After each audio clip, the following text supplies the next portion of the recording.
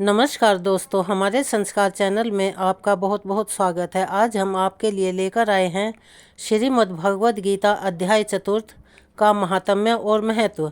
ज्ञान कर्म संन्यास योग। भगवद गीता का चौथा अध्याय।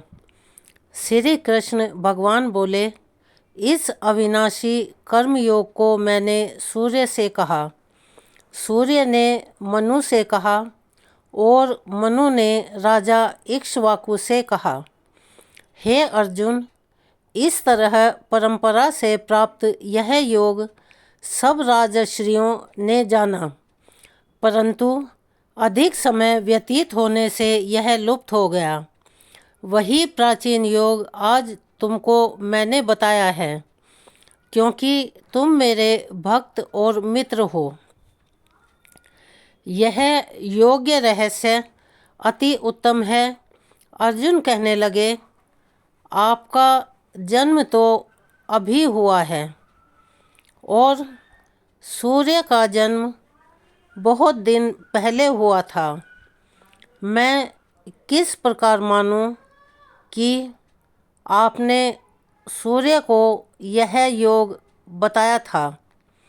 श्री कृष्ण भगवान बोले, हे अर्जुन, मेरे और तुम्हारे अनेक जन्म हो चुके हैं, मुझे वह याद है, लेकिन तुम भूल गए हो। मैं जन्म से रहित, अविनाशी, संपूर्ण प्राणियों का स्वामी अपनी प्रकृति में स्थित हूँ, तथापि अपनी माया से जन्मता हूँ। हे भारत, जब जब धर्म की हानि होती है और अधर्म का प्राबल्य हो जाता है, तब तब ही मैं जन्म लेता हूँ। साधुओं की रक्षा, पापियों का विनाश और धर्म की स्थापना करने के लिए प्रत्येक युग में जन्मता हूँ। जो मेरे इस अलौकिक जन्म और कर्म का तत्व जानता है, वह मृत्यु होने पर फिर जन्म नहीं लेता और मुझ में लीन हो जाता है। इस भांति मोह, भय और क्रोध को त्याग कर मुझ में भक्ति करके और मेरी शरण गति को बहुत से मनुष्य ज्ञान रूपी तप से पवित्र होकर मुझ में मिल गए हैं। जो जिस भाव से मेरा पूजन करता है, उसको मैं उसी प्रकार का फल देता हूँ।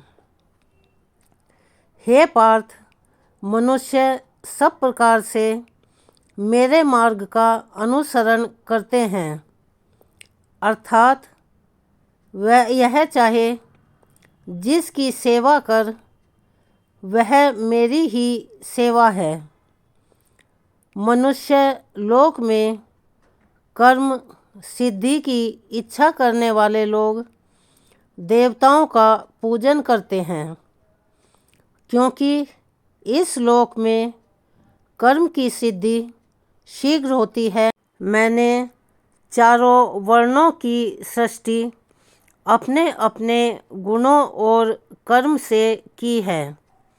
सृष्टि का कर्ता मैं ही हूँ, तथापि मुझसे अकर्ता अविनाशी जानो। कर्म मुझको बद्ध नहीं कर सकते, तथा कर्म फल में मेरी कामना नहीं है। इस प्रकार जो मुझे पहचानता है, वह कर्मों के बंधन में नहीं पड़ता। इस प्रकार समझकर प्राचीन मुमुक्षुओं ने भी कर्म किए हैं। अतएव पूर्व पुरुषों को पहले ही किए हुए कर्म को तू भी कर। हे अर्जुन, कर्म क्या और अकर्म क्या है, इसके विचार में विद्वानों की बुद्धि भी चकरा जाती है। उसी कर्म का वर्णन मैं तुमसे करूँगा जिसके जानने से संसार के बंधन से छूटकर मोक्ष के भागी होंगे। कर्म, विकर्म और अकर्म तीनों का जानना आवश्यक है, क्योंकि कर्म की गति अति गंभीर है। जो कर्म में अकर्म और अकर्म में कर्म देखता है, वही पुरुष बुद्धिमान है, वही योगी और समस्त कार्य को करने वाला है। हे अर्जुन, कर्म करने अपान वायु का लय करते हैं, कोई आहार को निरंतर कम करके प्राण को होम करते हैं, वे सब यज्ञवेत्ता हैं और यज्ञ से ही इनके सब पाप नाश हो जाते हैं। जो यज्ञ में बचे हुए अमृत रूप अन्न को खाते हैं, वे सनातन ब्रह्म को प्राप्त होते हैं। हे अर्जुन, जो यज्ञ नहीं करते हैं, उनको यह लोक और परलोक दोनों नहीं हैं। इस प्रकार के बहुत से यज्ञ वेद में विस्तार सहित वर्णित हैं। इस सब को कर्म से उत्पन्न हुए जानो। इनके जानने से तुम मोक्ष को प्राप्त होोगे। हे परंतप, द्रव्य में यज्ञ से ज्ञान यज्ञ उत्तम है। हे पार्थ, फल सहित सब कर्म ज्ञान में ही समाप्त हो जाते हैं, सो उस ज्ञान यज्ञ का तत्वदर्शी और ज्ञानी लोग तुमको उपदेश करेंगे। इसलिए तुम उनकी सेवा करना और उनको विनयपूर्वक प्रश्न करके ज्ञान यज्ञ जानना। इस ज्ञान को लाभ करके तुमको ऐसा मोह फिर नहीं होगा। इसी ज्ञान से समस्त प्राणियों से भी अधिक पाप करने वाले हो तो भी ज्ञान रूपी नौका से ही सब पाप रूपी समुद्र को पार कर जाओगे। हे अर्जुन, जिस प्रकार प्रज्वलित अग्नि सब कर्मों को भस्म कर डालती है, इस लोक में ज्ञान के समान पवित्र और कुछ भी नहीं है। यह ब्रह्म बहुत काल पर्यंत कर्म योग से सिद्ध हुए पुरुषों को अपने आप ही प्राप्त होता है। जो श्रद्धावान पुरुष इंद्रियों को जीतकर ब्रह्म ज्ञान में लगा रहता है, वह ज्ञान को प्राप्त करता है और ज्ञान को पाकर अल्प समय में शांति को पा जाता है। अज्ञानी, श्रद्धा रहित और जिनके मन में संदेह है, ऐसे जो पुरुष हैं, वह नष्ट हो जाते हैं। जिनका मन सदा संयमहीन रहता है, उनको यह लोक, परलोक और सुख कुछ भी प्राप्त नहीं होता। जिसने परमेश्वर का आराधन और निष्काम कर्म योग के आश्रय से कर्म बंधन त्याग दिए हैं और ज्ञान से जिसके सब संदेह दूर हो गए हैं, हे अर्जुन, उस आत्मज्ञानी पुरुष को कर्म नहीं बांधता। हे अर्जुन, अतएव अज्ञान से उत्पन्न हुए चित्त के इस संशय को ज्ञान रूपी तलवार से काटकर मेरे बताए हुए कर्म योग को करने के लिए प्रस्तुत हो जाओ। भागवत गीता चौथा अध्याय समाप्त। चौथे अध्याय का महात्म्य। श्री भगवान कहते हैं, प्रिय, अब मैं चौथे अध्याय का महात्म्य बतलाता हूँ। सुनो। गंगा के तट पर वाराणसी नाम की एक पुरी है। वहाँ विश्वनाथ जी के मंदिर में भरत नाम के एक योगनिष्ठ महात्मा रहते थे, जो प्रतिदिन आत्मचिंतन में तत्पर हो आदरपूर्वक गीता के चतुर्थ अध्याय का पाठ किया करते थे। उसके अभ्यास से उनका मन निर्मल हो गया था। वे सर्दी, गर्मी आदि द्वंद्वों से कभी व्यथित नहीं होते थे। एक समय की बात है, वे तपोधन नगर की सीमा में स्थित देवताओं का दर्शन करने की इच्छा से भ्रमण करते हुए नगर से बाहर निकल गए। वहाँ बेर के 2 वृक्ष थे। उन्हीं की जड़ में वे विश्राम करने लगे। एक वृक्ष की जड़ में उन्होंने अपना मस्तक रखा था और दूसरे वृक्ष के मूल में उनका पैर टिका हुआ था। थोड़ी देर बाद जब वे तपस्वी चले गए, तब बेर के वे दोनों वृक्ष 5-6 दिनों के भीतर ही सूख गए। उनमें पत्ते और डालियां भी नहीं रह गई थी। तत्पश्चात वे दोनों वृक्ष कहीं ब्राह्मण के पवित्र गृह में 2 कन्याओं के रूप में उत्पन्न हुए। वे दोनों कन्याएं जब बढ़कर 7 वर्ष की हो गईं, तब एक दिन उन्होंने दूर देशों से घूमकर आते हुए भरत मुनि को देखा।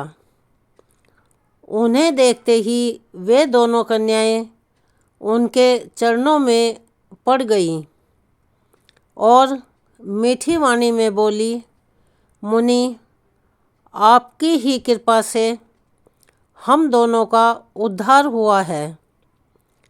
हमने बेर की योनि त्याग कर मानव शरीर प्राप्त किया है। उनके इस प्रकार कहने पर मुनि को बड़ा विस्मय हुआ। उन्होंने पूछा, पुत्रियों, मैंने कब और किस साधन से तुम्हें मुक्त किया था? साथ ही यह भी बताओ कि तुम्हारे बेर होने का क्या कारण था, क्योंकि इस विषय में मुझे कुछ भी ज्ञान नहीं है। तब वे कन्याएं पहले उन्हें अपने बेर हो जाने का कारण बतलाती हुई बोली, मुनि, गोदावरी नदी के तट पर छिन्न पाप नाम का एक उत्तम तीर्थ है, जो मनुष्यों को पुण्य प्रदान करने वाला है। वह पावनता की चरम सीमा पर पहुँचा हुआ है। उस तीर्थ में सत्यतपा नामक एक तपस्वी बड़ी कठोर तपस्या कर रहे थे। वे ग्रीष्म ऋतु में प्रज्वलित अग्नियों के बीच में बैठते थे। बारिश के समय में जल की धाराओं से उनके सिर के बाल सदा भीगे ही रहते थे, तथा जाड़े के समय में जल में निवास करने के कारण उनके शरीर में हमेशा रोंगटे खड़े रहते थे। वे बाहर भीतर से सदा शुद्ध रहते, समय पर तपस्या करते तथा मन और इंद्रियों को संयम में रखते हुए परम शांति प्राप्त करके आत्मा में ही रमण करते थे। वे अपनी विद्वता के कारण जैसा व्याख्यान करते थे उसे सुनने के लिए साक्षात ब्रह्मा जी भी प्रतिदिन उनके पास उपस्थित होते और प्रश्न करते थे। ब्रह्मा जी के साथ उनका संकोच नहीं रह गया था, अतः उनके आने पर भी वे सदा तपस्या में मग्न रहते थे। परमात्मा के ध्यान में निरंतर संलग्न रहने के कारण उनकी तपस्या सदा बढ़ती रहती थी।